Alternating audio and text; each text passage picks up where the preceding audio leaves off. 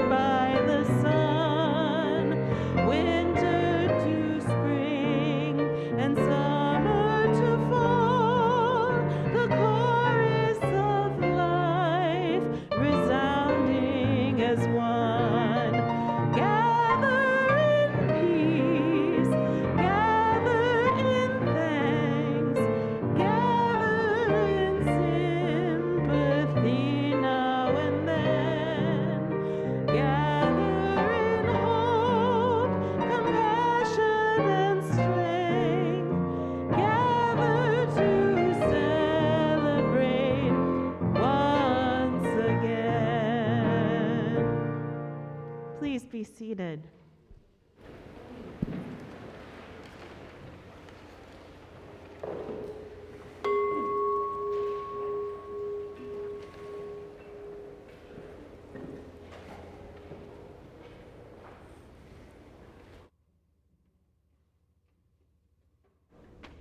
Cool.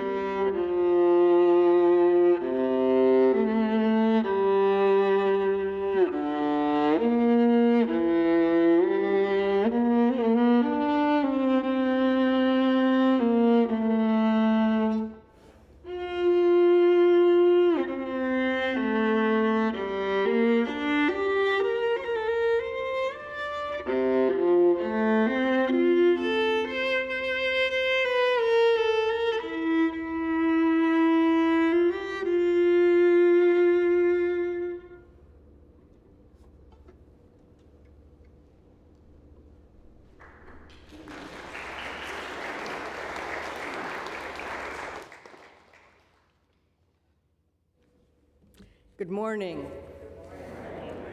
These are the words of Donna Markova. I will not die an unlived life. I will not live in fear of falling or catching fire. I choose to inhabit my days, to allow my living to open me, to make me less afraid, more accessible, to loosen my heart until it becomes a wing, a torch, a promise. I choose to risk my significance, to live so that which came to me as seed goes to the next as blossom, and that which came to me as blossom goes on as fruit.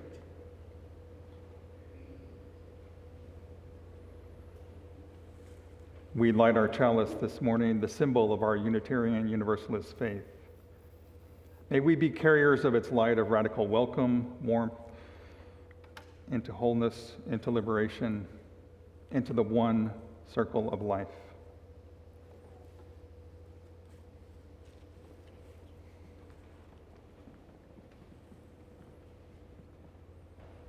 Good morning.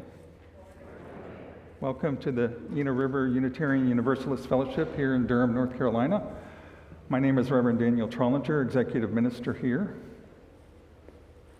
And whoever you are, wherever you come from, whoever you love, whatever your race, your gender identities, and wherever you are in your spiritual journey and your search for truth and liberation, we welcome you here. If you are visiting for the first or second time, we invite you to rise in body or spirit so we may give you a proper welcome.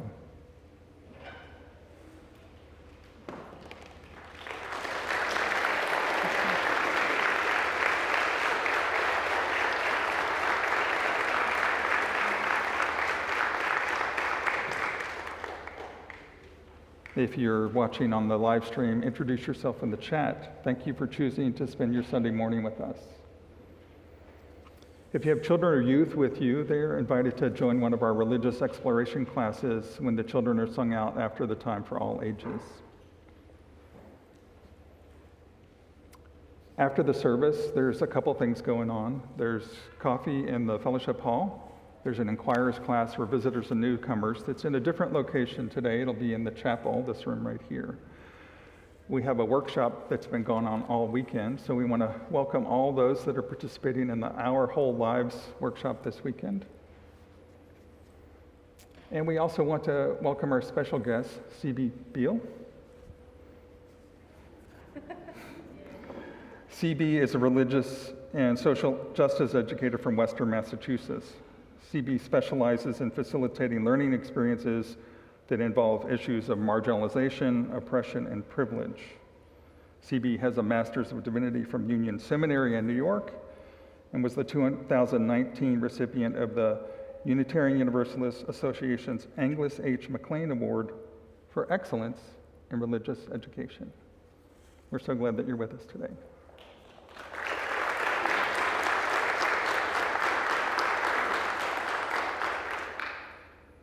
So now's a good time to silence any devices that you might have on your person. Let's center. Welcome the gifts of this day. And we'll begin by welcoming another guest. This is Pilar Rocha Goldberg from El Centro Hispano, our Generosity Sunday recipient this month. Welcome.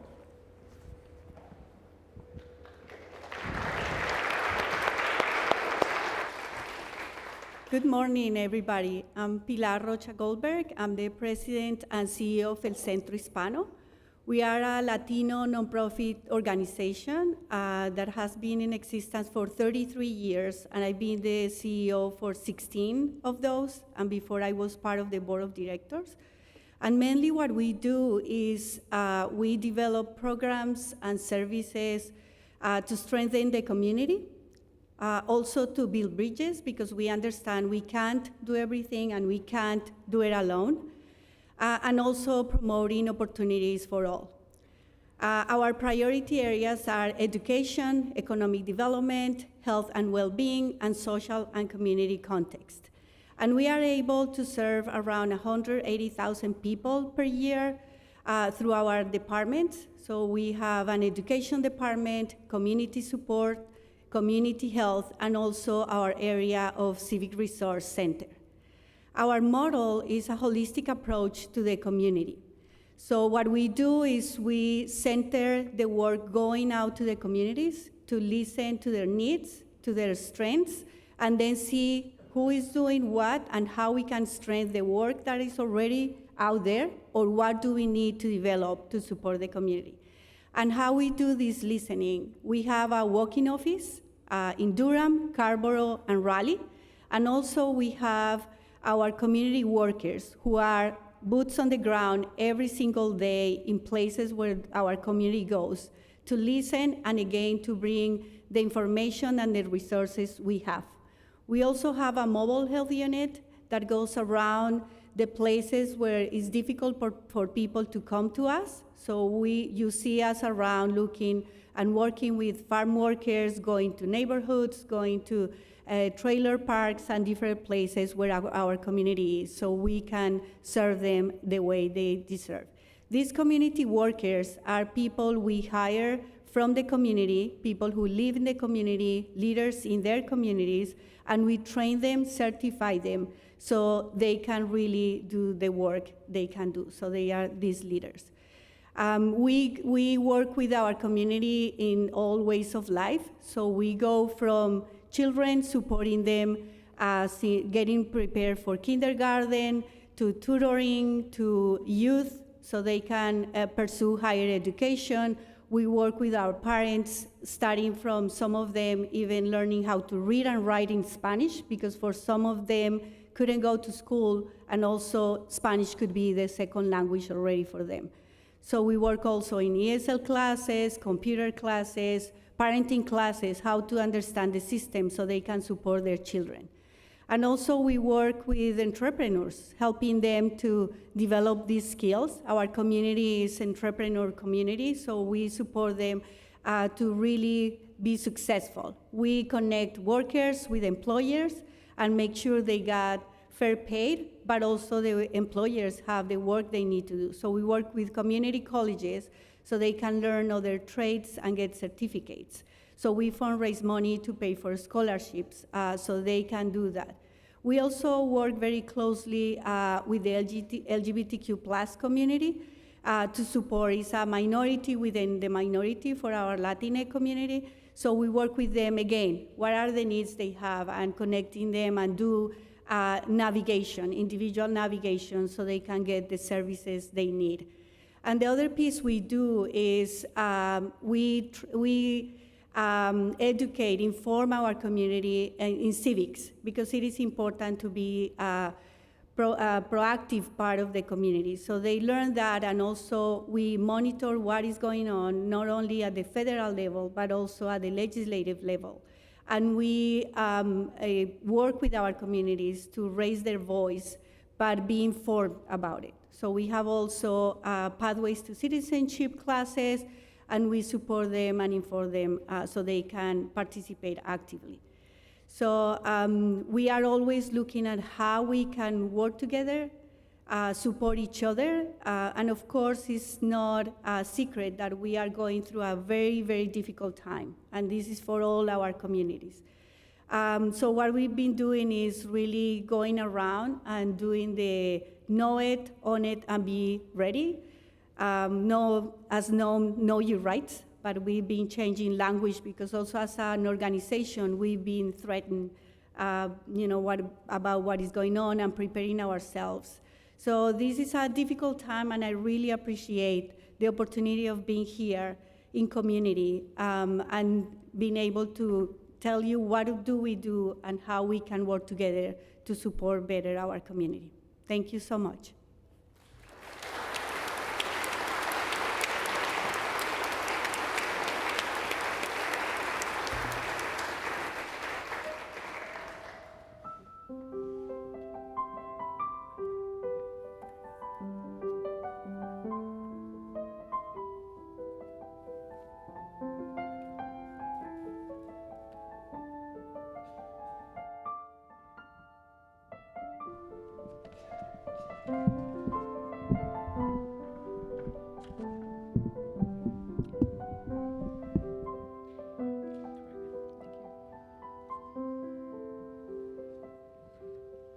I would love to invite children of tallness and oldness, children of youngness and wideness, children of joy and gloriosity. I made that word up.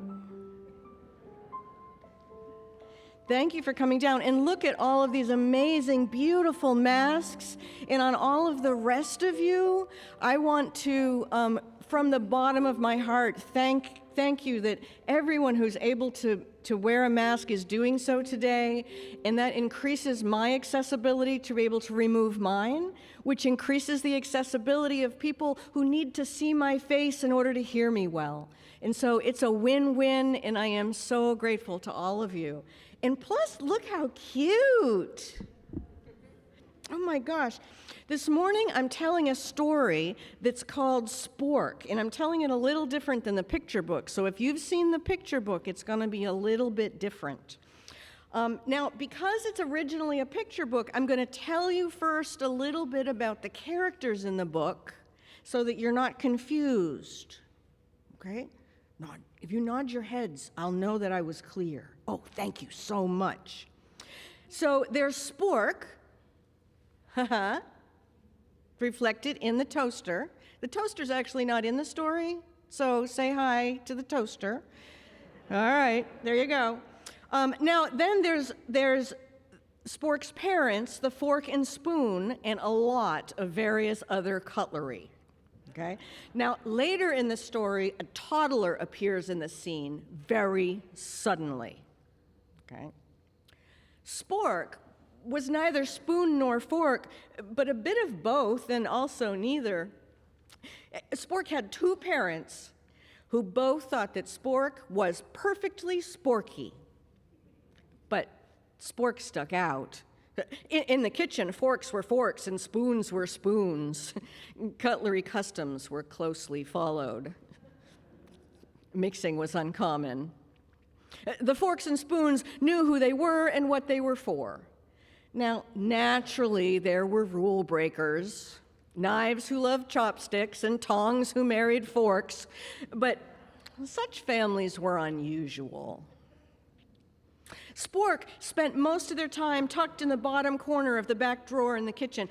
You know the drawer. It's the one with the 5 corn-on-the-cob forks and 3 plastic straws in the old can opener that sticks, that's kept around for when the good can opener goes missing. Yeah, that drawer.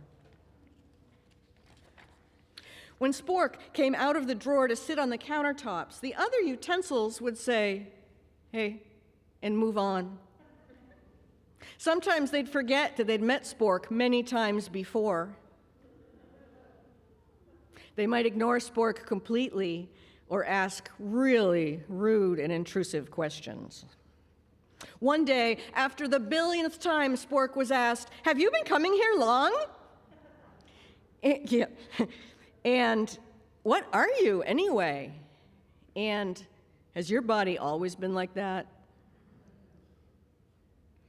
And the zillionth time that Spork was passed over when the table was being set, Spork sighed and thought to themselves, it must be easier to just be a single thing. And so Spork decided to try to pick a thing to be, just one. And so Spork thought to start by fixing their head, and they decided to put on a bowler hat to look more spoonish. But the forks thought Spork was much too round. Then Spork made a paper crown to look more forkish, but the spoons just thought Spork was pointy. Spork wondered if there were other lonely creatures out there with no matching kind, who never got chosen to be at the table, who didn't belong. They wondered if there was an egg beater rolling pin. Or a garlic press ice cream scoop. Or a spatula teapot. But Spork never met them. At dinner time, Spork watched from the counter while the spoons played pea hockey and skillfully balanced boiled eggs. Spork sat off to the side while the forks raked fancy patterns in mashed potatoes and twirled noodles in complicated circles like rhythmic gymnastics. At the end of this and every other meal, Spork looked on while the others had a fabulous dip in the pool. Why, there were even bubbles and a spongy massage. Yeah. But Spork was there, watching from the counter, then shuffled back to their drawer. But then one day, a messy thing arrived. This messy thing had obviously never heard of cutlery customs or table manners. It had its way with the spaghetti. It giggled to see the peas bounce across the floor in these great patterns of escape. No cutlery customs at all. This messy thing smeared and spilled and flung and clumped and dripped without a care. "Wait," said the forks, but the messy thing did not wait. "Careful," said the spoons, but the messy thing was not careful. Fling, smear. "Oh, help," said the forks, while the messy thing continued to slop and splatter. "Quick," said the spoons, but they didn't know what to do with the messy thing. It was very distressing. Now, a fork may be good for poking and picking, and a spoon may be fine for scooping and stirring, but this messy thing with its slurpy and clumpy, half-finished food bits, it needed something else. Something that could do all sorts of things at once. Something that was neither spoon nor fork, but a bit of both and also neither. The utensils looked around and saw Spork, and they gasped in this mixture of excitement and relief and some embarrassment. And that was the moment when Spork leapt off the countertop over the cutlery drawer and landed on the high chair. Doo-doo-doo! The messy thing saw Spork, and its eyes got big, and it gurgled its curiosity. Oh! It grabbed Spork and held Spork motionless in its fist for a moment, and then tapped Spork up and down and let out a cheerful, not very Zoom-friendly shriek. And that's the story of how Spork happily found their way to the table after so long. But because this is not a Rudolph capitalist labor worker extractive story, that is not actually the end. The cutlery, having realized that the mistake was theirs all along, immediately held a meeting and voted unanimously to dismantle and completely reconstruct the kitchen drawers, and while they were at it, the kitchen. They asked Spork what Spork needed and others. They listened. They bore witness to lives they had previously not understood or maybe even noticed. In the end, there was a space for Spork and a proper space for the 5 corn-on-the-cob forks and 3 plastic straws in the old can opener that sticks. They built new spaces that would properly fit an egg beater rolling pin, the garlic press ice cream scoop, and spatula teapot. They learned about Spork, and they began to notice when they were accidentally unfriendly. They started to interrupt one another if someone asked an intrusive question. They stopped asking Spork and their friends to prove their experience, and they simply started learning about their experience. Well, as they did these things, they learned more about themselves than what they thought they already knew. Why, they found out there was an entire subgroup of sporks and spoons, for all of those utensils, the original utensils, the forks and spoons, that would really prefer to play board games rather than spend so much time in the pool. And there were some knives that really wanted to hang out in the garage with the hatchets. Yep. They had been so busy believing that they already knew who they were, it hadn't occurred to them that they were already so many things at one time. When they finished the kitchen remodel, they left a couple of empty spaces too. Spaces that were constructed with flexibility for whomever came next. For the table was for all, so the organization had to be as well. And they all agreed that spork was perfectly sporky. Just a little bit round, a little bit pointy, just right. Thank you for listening to my story this morning. I believe you're going to go to faith exploration in the care building now. All righty.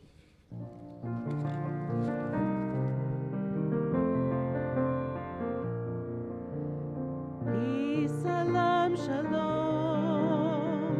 Peace, salam, shalom. Peace, salam, shalom. Peace, salam, shalom. Peace, salam, shalom. Peace, salam, shalom. Peace, salam, shalom. Peace, salam, shalom. Please take this time to turn and greet your neighbor, especially if your neighbor is someone you have not met yet.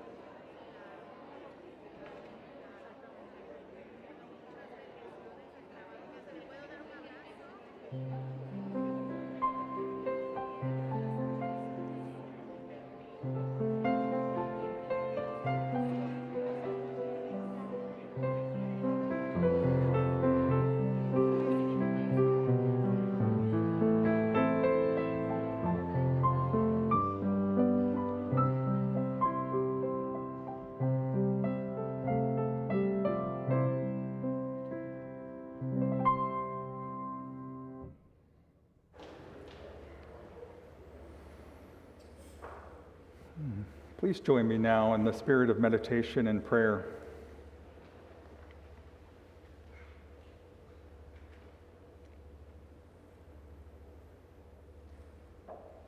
Spirit of life, in times of uncertainty, we pause this morning to be present, here and now, and listen. Listen to the voice of courage calling us to take responsibility for the world we are creating. Listen to the song of hope that propels us in working together for justice, inclusion, and peace. Listen to the cry of freedom being stifled with denial of basic rights. There is so much at stake as we seek to heal this broken world. We ask for strength to meet the challenges of the day and hold light in the face of darkness, knowing that together we can do what none of us can do alone. As a people who care for this world in front of one another, we lift up our concerns and joys. We hold in our hearts all those in our community that may be experiencing illness or loss. We hold in our hearts all here and all the world over who may have been forgotten, who are marginalized, who are in crisis, and who may have lost hope. May they know comfort, strength, and support. Let us also take a moment to hold all the joys, milestones, and successes in life at this time. We hold Parker Hurley and Mel Goodwin Hurley as they and we celebrate the birth of their child, Luca. May we continue to celebrate these moments of joy on the journey together. As we answer the call of love, we give thanks for the many ways we can find a sense of connection and fellowship here. In a spirit of unity and compassion, let us offer our prayers and blessings and breathe in the silence together.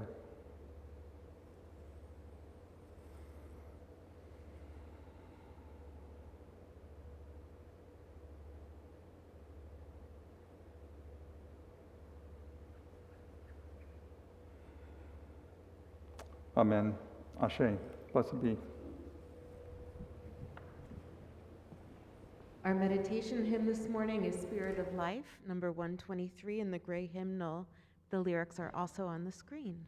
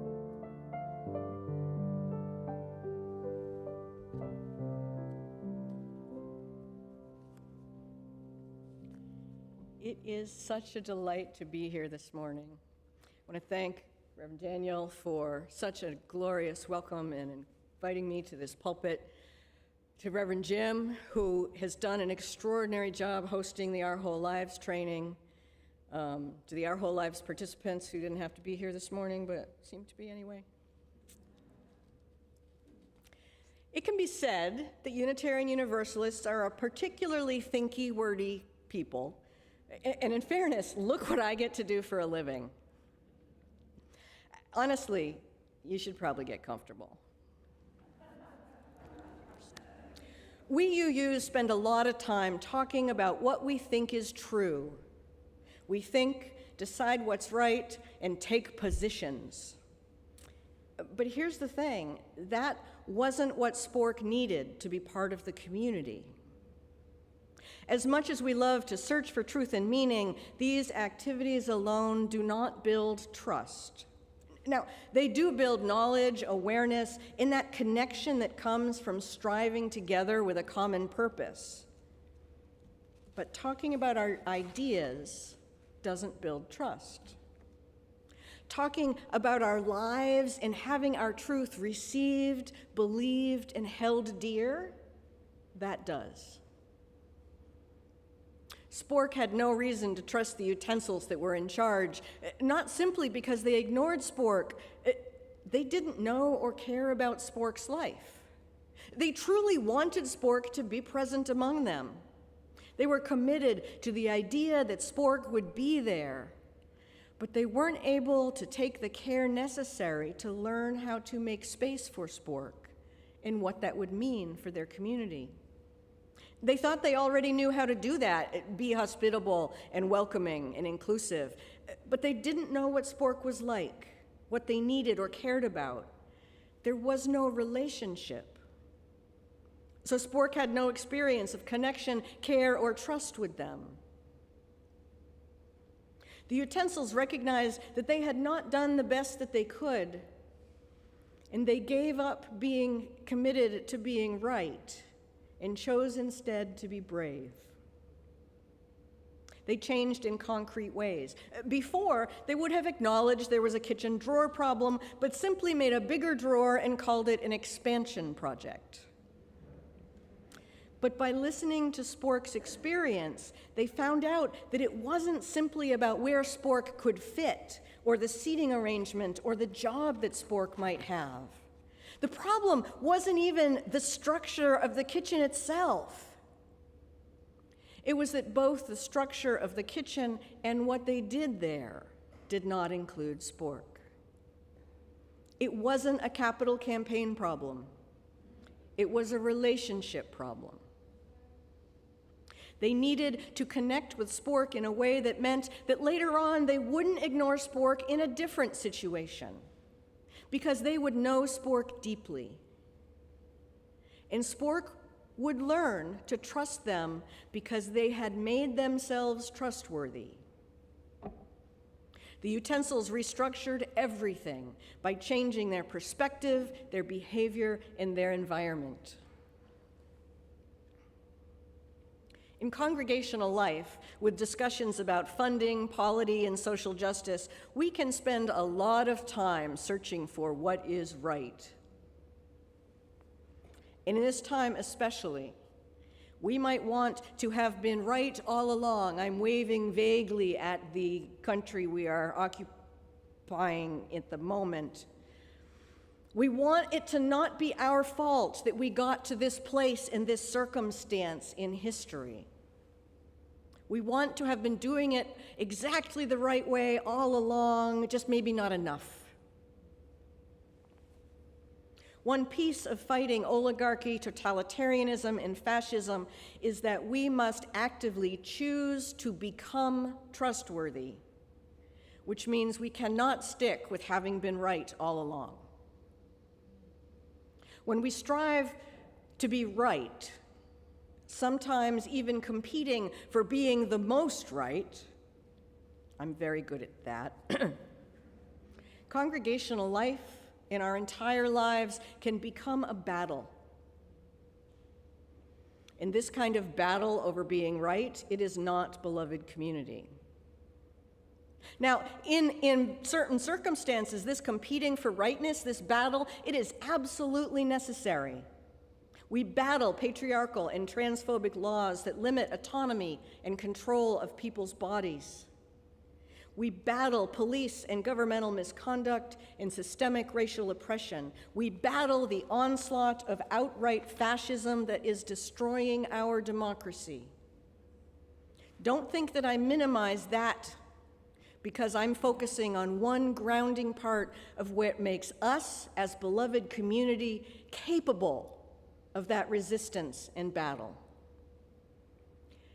Because if arguing and battling is our most common, and for some of us maybe even our most comfortable way of interacting under stress, it interferes in building the beloved community in our congregational life, which must be the foundation from which we battle all that is wrong and evil. So I'm here to talk about bearing witness. Bearing witness is a practice, and it takes practice. To bear witness to people as they share about the experiences of their lives, we must consistently notice our own thoughts. We must note and then set aside our thoughts and assumptions, judgments and assessments that often arise unbidden. We must be careful when we are bearing witness to something that is radically different from our own experience. We must be cautious that we don't dismiss it out of hand. I've never heard of that. I don't perceive it that way. That's just ridiculous. That's not a thing. When we can still our minds and be present with someone else as they are sharing something that may be new to us, it is then that we can express meaningful empathy. That's when we make real, trustworthy space to say, wow, that must have been so hard. Or, oh my goodness, I'm so sorry that happened. You did not deserve that. Or, that's amazing. I'm so honored that you told me, thank you. When we tell stories of our lives, our people have the opportunity to hold space for the unveiling of more of us.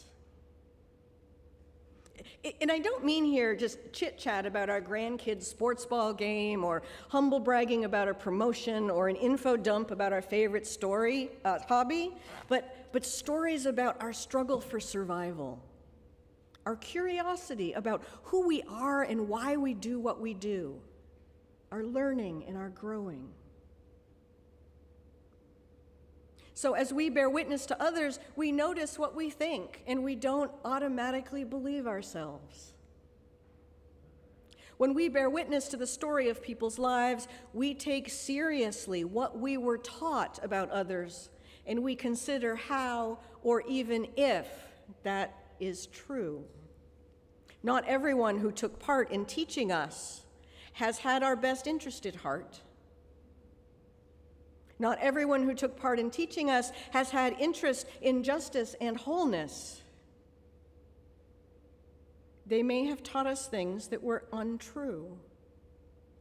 And sometimes they may have had our best interest at heart or intended to be preaching and teaching about justice and wholeness, but just been wrong. But there it is. Thoughts that were put in our heads by someone else that we have to notice as we bear witness to experiences that differ from that and from our own.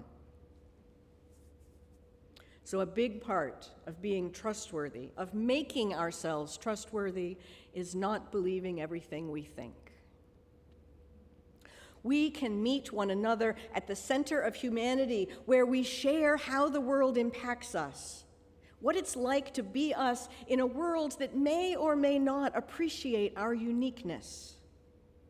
Now, this isn't the same as agreeing with a political opinion or what we think about something. It's about who we are and who we are together. But we don't often experience that, do we?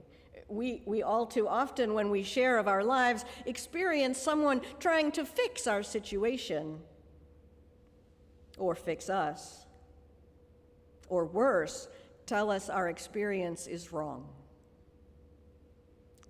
And honestly, all too often it is we who try to fix the others.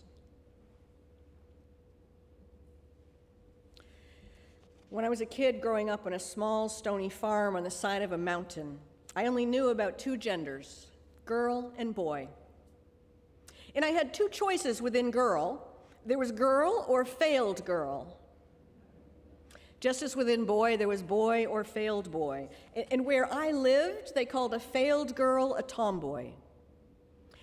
And they called a failed boy a sissy or a fairy. People, society, policed what a girl or boy was. I did not have the individual right to identity. Society decided it for me. I was to capitulate, to cram myself into one of the other, boy or girl, but I wasn't. As I got older, I worked hard for words to describe my gender. I'm butch, or I'm a tomboy farm girl. None of the words that I tried fit quite right, and for the longest time I decided to just string them all together. And I would say, I'm a butch, queer, tomboy, farm girl, masculine of center, womanish type person.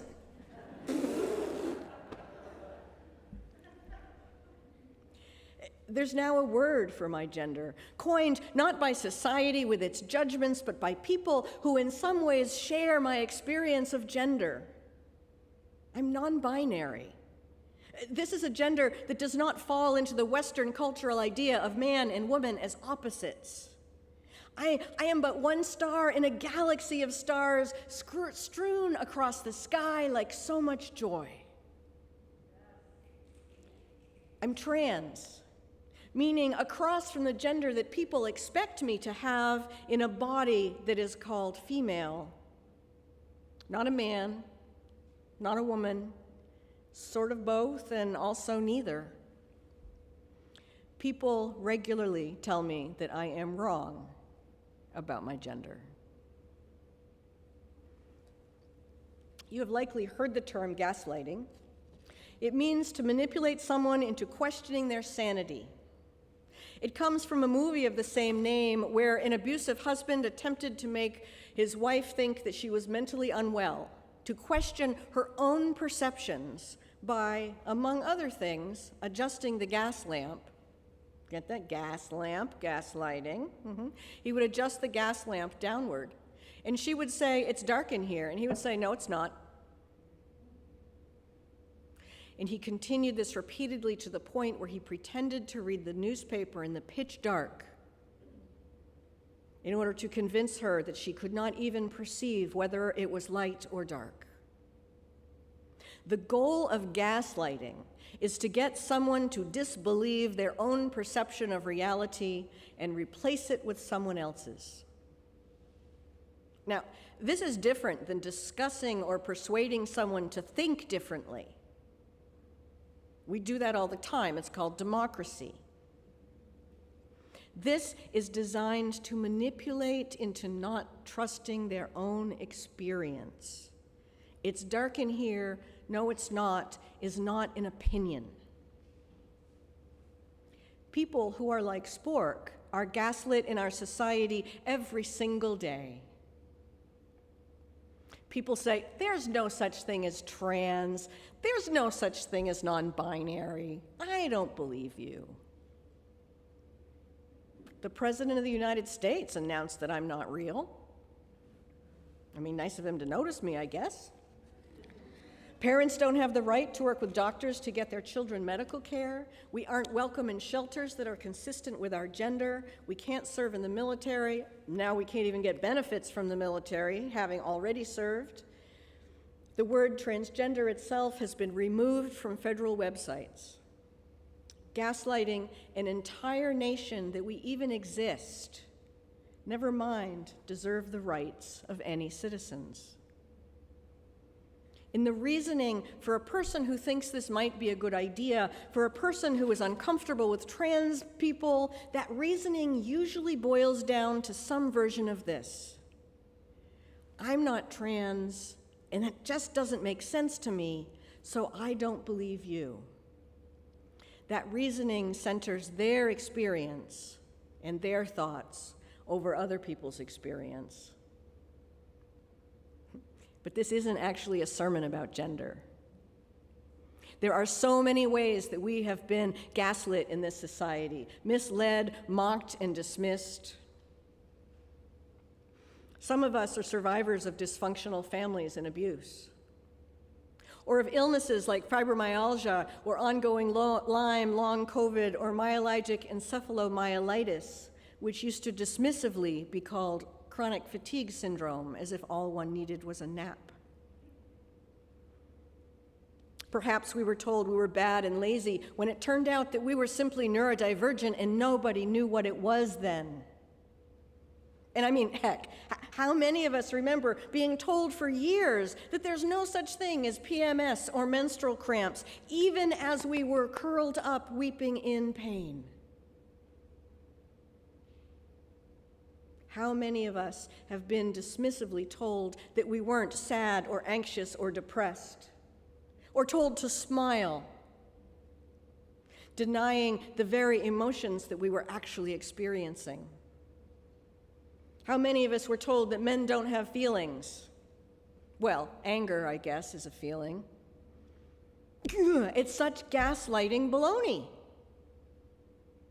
So many of us have experienced being surrounded by people who tell us that we are wrong or broken.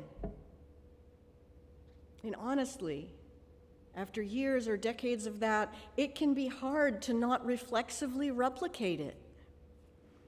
We are spiritually and ethically committed to wholeness in a world that repeatedly replicates harm. We've experienced family and friends, colleagues and congregants tell us not only that we're wrong, but that our lived experience is invalid because it differs from theirs. So, we are told, it must be all in our heads, made up. Some version of, I don't have that, I've never heard of that, I don't believe you. Add in patriarchy and the culture of colonialism and white supremacy that this country was founded on. So many of these things can be part of our experience at one time. And how often, when we share our experience of oppression, do people say, well, I don't know. I've never seen oppression like you described. I don't think it's that bad. And what they mean is, I don't believe you. And I have to pause here because I have been on both sides of this. I am both a person who's been dismissed and who's used my own experience to judge others. If you ever have me here again, I'll follow this message up with one in which I share some of the ways I am my own cautionary tale. But for right now, this. I am descended from about 400 years of Puritans and other settler colonialists from England and Scotland. I come from people with names like Harbottle Grimscott. Now, regardless of our personal family histories, if we are UU, our theological and institutional roots are all deeply bound up in this history as well. We don't all have the same experience of or relation to this history, but the history itself must be excavated. On a family and cultural level, I come from generations of people who, when someone dies, say, well, that's too bad, gotta get back to work, we got stuff to do, let's go. Feelings are meant to be things that flash past, darting like birds that are never meant to land. In our own judgment, we are taught, is almost certainly right. We are, in fact, the people who are good at thinking. We think, that's what we do. Ergo, we are good at the thinking. Ergo, we are always right. We are taught. We're taught judgment without curiosity, critical thinking that emphasizes critical, and is entirely without emotional competence. I grew up knowing only 3 feeling words: mad, sad, and what was the other one again? Oh yeah, mad. This also means that since I come from a long line of people who ignored or didn't deeply experience what we were experiencing, our Puritan roots in family cultures can lead us to gaslight even ourselves. No one helped us find words for our gender.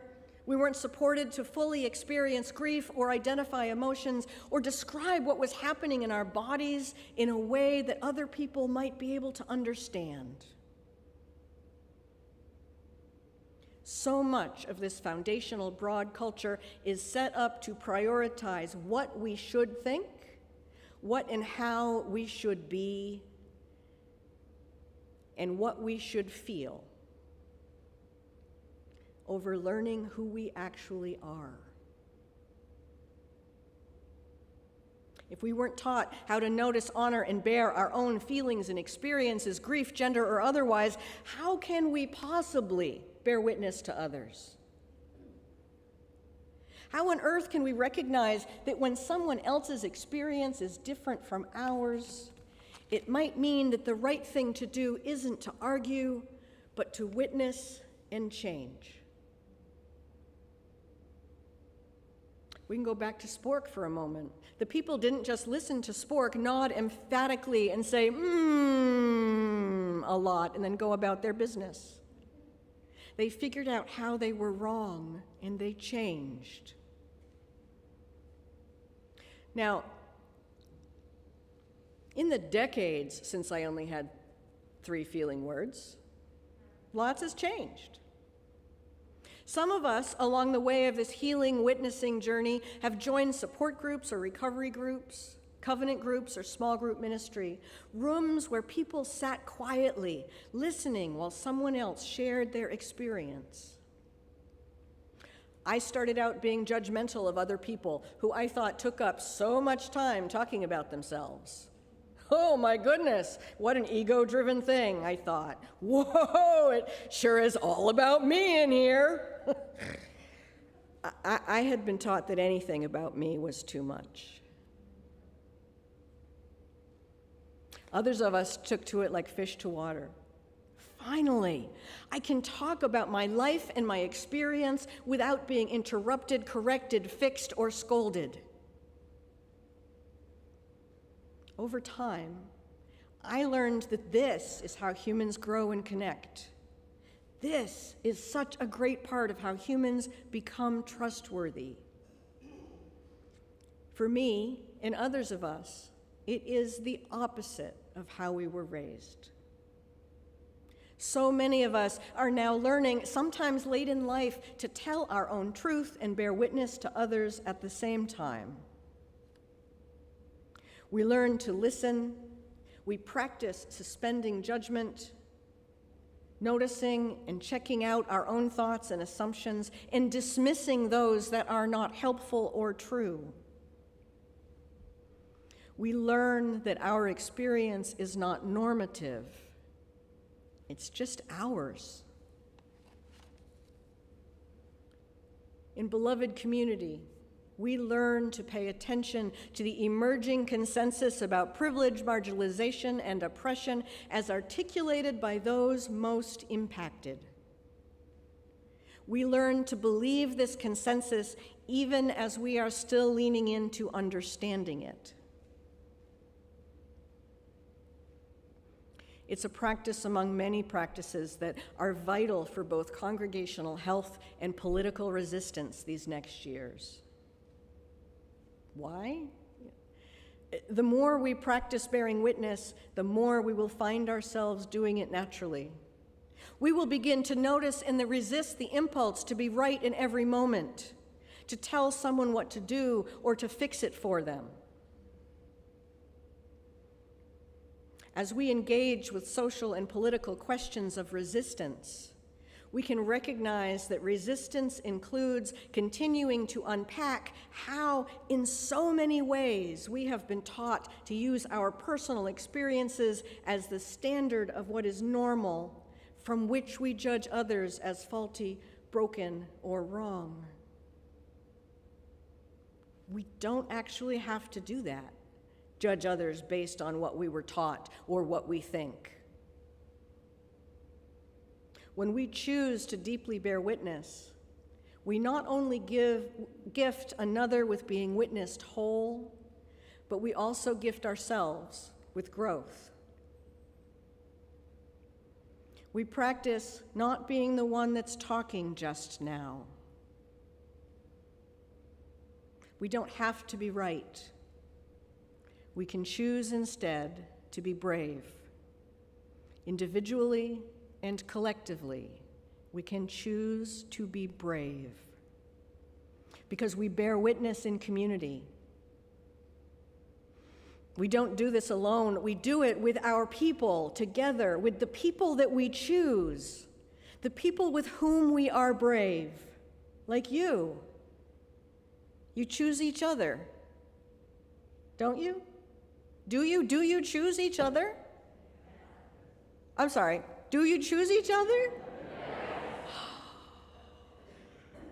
I'm so glad and so grateful for you. Amen. Blessed be.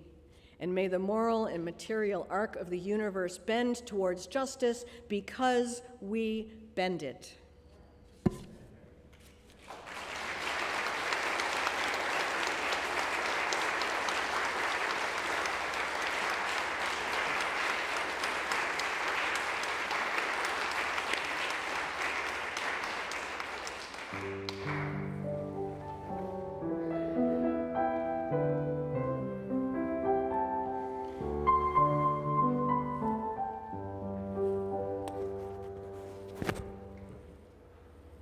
Now is the time for our offering.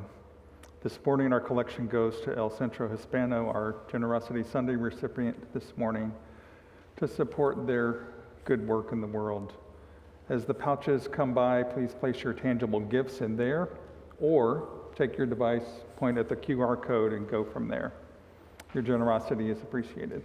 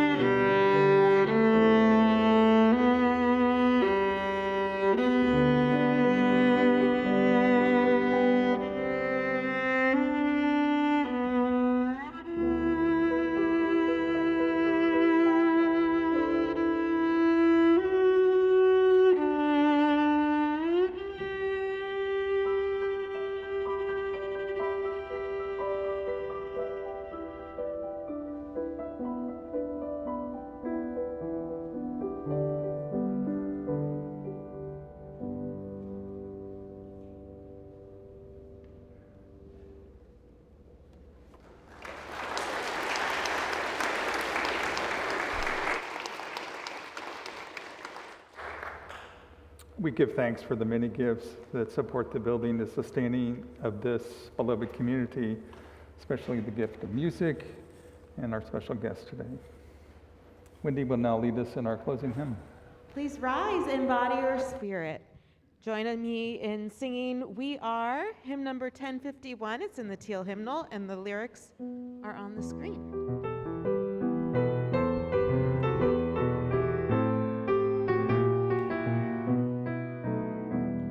For each child that's born, a morning star rises and sings to the universe who we are. For each child that's born, a morning star rises and sings to the universe who we are.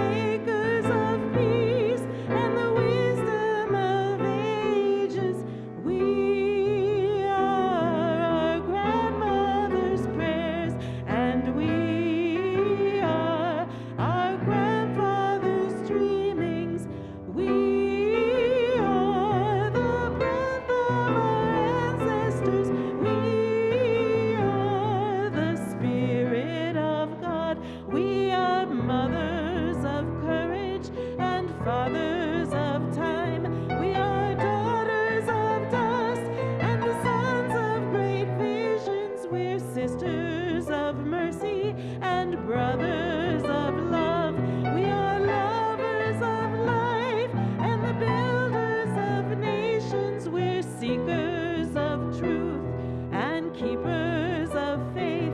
We are makers of peace and the wisdom of ages. We are our grandfather's prayers, and we are our grandfather's dreamings. We are the breath of our ancestors. We are the Spirit of God.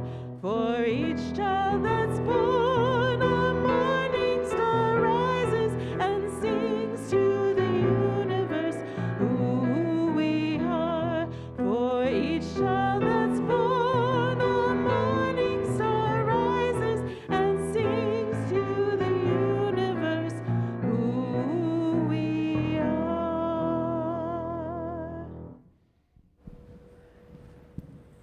Our closing words today come from Reverend Alicia Ford.